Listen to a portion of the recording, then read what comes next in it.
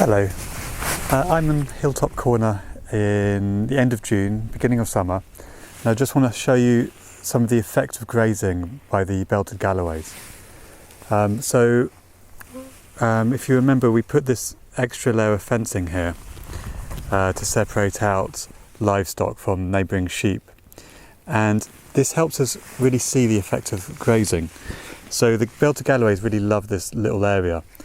And you can see the grass is much lower, so they've been eating here a lot more, lots of evidence of them, and they like to sort of rest over here where you can see all this flattened ground, and you see the difference really clearly up against the fence.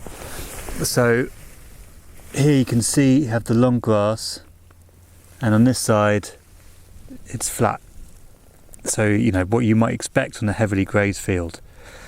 And it's important here because it creates this mosaic of habitat.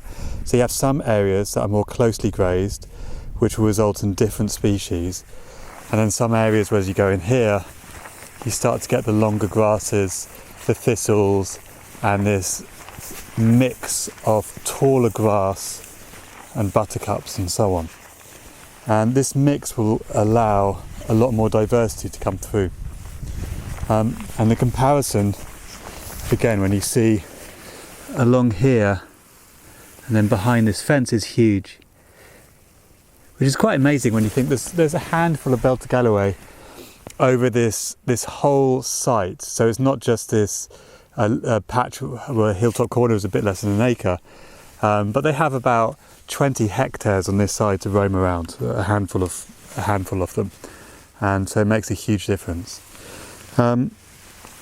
And so what you can see here, for example, we have the buttercups, we have a few different types of grasses, which I always get confused by. I think that the purplish ones are Yorkshire fog, and then you have some of the ones that stick out like this, which are called cocksfoot, and then you have some of these ones, these bushy ones, which I think are foxtail, but there's a few that look quite similar. And so even with grasses, you start to see quite a bit of diversity.